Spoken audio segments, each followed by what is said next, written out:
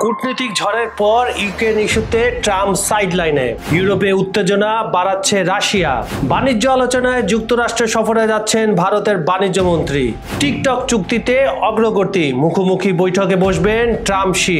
খবর সংযোগের আন্তর্জাতিক অঙ্গনের সংবাদ বিশ্লেষণে আপনাদের স্বাগতম। দর্শক, এখন আসুন আন্তর্জাতিক অঙ্গনে ঘটনা প্রবাহে নজর দেই, আর এই পুরো সময়টা জুড়ে আমি কাজল হায়দার আপনাদের সঙ্গে থাকবো। কূটনৈতিক ঝড়ের পর ইউক্রেন ইস্যুতে ট্রাম্প চলে গেলেন একেবারে সাইডলাইনে। কিভাবে সাইডলাইনে গেলেন চলেন একটু দেখে আসি। মার্কিন প্রেসিডেন্ট ডোনাল্ড ট্রাম্পের কূটনৈতিক দৌড়ঝাঁপের পর এবার ইউক্রেন ইস্যুতে তিনি অনেকটা বিমানের যাত্রী আসনে বসে পড়েছেন বলে মনে করছেন আন্তর্জাতিক মহল।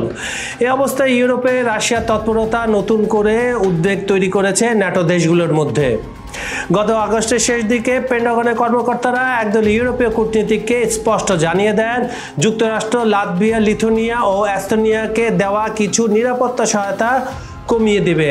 তিন দেশই ন্যাটো সদস্য এবং রাশিয়ার সীমান্ত ঘেঁষা। পেন্টাগনের কর্মকর্তা ডেভিড বেকার বলেন, ইউরোপকে এখন থেকে আমেরিকার ওপর নির্ভরশীলতা কমাতে হবে, কারণ ট্রাম্প প্রশাসনের নজর ঘুরে যাচ্ছে দেশীয় প্রতিরক্ষার দিকে। তাহলে ভালোভাবে চাপে পড়ে যাচ্ছে ন্যাটো। এই ঘোষণার পর ইউরোপীয় কূটনীতিকরা শঙ্কা প্রকাশ করেছিলেন যে রাশিয়ার প্রেসিডেন্ট ভ্লাদিমির পুতিন এই সুযোগ কাজে লাগাতে পারেন। শুক্রবার সেই আশঙ্কা সত্যি হয়েছে বলে মনে করছেন পর্যবেক্ষকরা।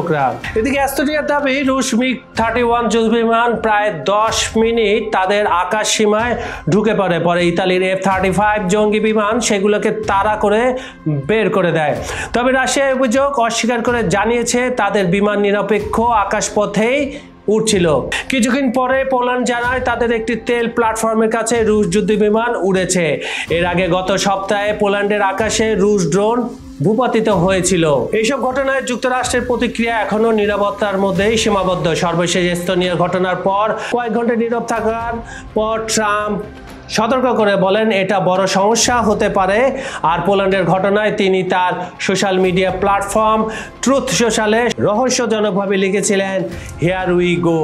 এদিকে ইউরোপীয় বিশ্লেষকরা কি বলছেন? ইউরোপীয় বিশ্লেষকদের মতে ওয়াশিংটনের এই অবস্থান ইউক্রেন যুদ্ধের প্রেক্ষাপটে ন্যাটো দেশগুলোর জন্য অস্বস্তি তৈরি করছে এবং রাশিয়াকে আরো সাহসী করে তুলতে পারে। বাণিজ্য আলোচনা করতে যুক্তরাষ্ট্র সফরে যাচ্ছেন ভারতের বাণিজ্য মন্ত্রী। ভারতের বাণিজ্য মন্ত্রী পীযূষ গোয়াল আগামী 22 সেপ্টেম্বর যুক্তরাষ্ট্র সফরে যাচ্ছেন বাণিজ্য আলোচনার অংশ নিতে। ভারতের বাণিজ্য ও শিল্প মন্ত্রণালয় এ তথ্য জানিয়েছে।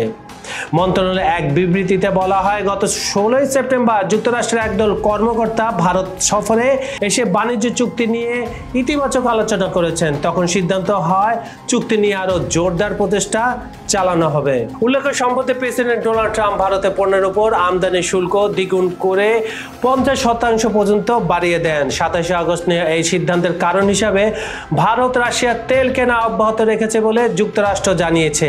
ইউক্রেন যুদ্ধের প্রেক্ষাপটে মস্কোর উপর চাপ বাড়াতে ওয়াশিংটনের এই পদক্ষেপ। বিশ্লেষকদের মধ্যে গোয়ালের এই সফর ভারত মার্কিন বাণিজ্য সম্পর্কে নতুন সমঝোতার পথ খুলে দিতে পারে, যদিও শুল্ক সংক্রান্ত বিরোধ এখনো বড় অন্তরায় হয়ে আছে।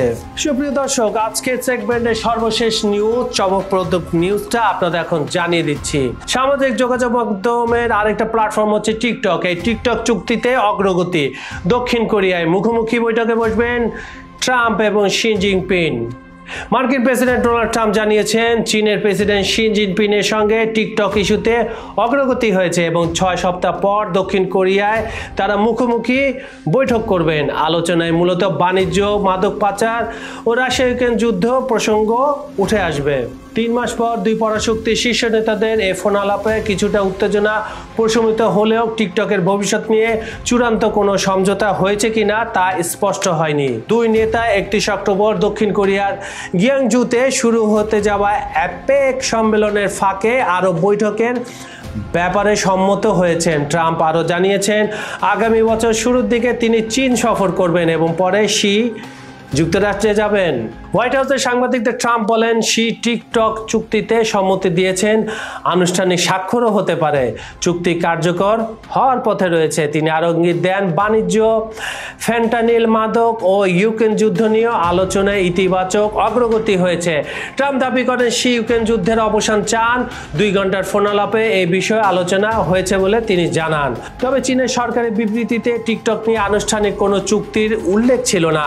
সেখানে বলা হয় টিকটক ইস্যুতে চীনের অবস্থান পরিষ্কার, তারা সংশ্লিষ্ট কোম্পানির সিদ্ধান্তকে সম্মান করেন এবং তাদের কোম্পানিগুলোর প্রতি বৈষম্যমূলক আচরণ না করার আহ্বান জানান। মার্কিন কংগ্রেস জানুয়ারি 2025-এর মধ্যে টিকটক মার্কিন মালিকানায় না গেলে দেশটিতে অ্যাপটি বন্ধ করার নির্দেশ দিয়েছে। তাই এই চুক্তি কার্যকর করা ট্রাম্প প্রশাসনের জন্য একটি বড় চ্যানেল। বিশেষজ্ঞদের মতে দক্ষিণ কোরিয়ার ট্রাম্প শি বৈঠক শুধু টিকটক নয় বরং বৈশ্বিক ভূ রাজনীতিতে গুরুত্বপূর্ণ মোড় আনতে পারে। সুপ্রিয় দর্শক, এতক্ষণ খবর সংযোগের আন্তর্জাতিক বিশ্লেষণমূলক অনুষ্ঠানে আপনারা ছিলেন বলে আপনাদের ধন্যবাদ। আগামীকাল ঠিক একই সময়ে আবার আপনাদের সামনে হাজির হয়ে যাব নতুন নতুন খবর নিয়ে। আজ এখানে বিদায় নিচ্ছি। ভালো থাকবেন, সুস্থ থাকবেন। ধন্যবাদ সবাইকে।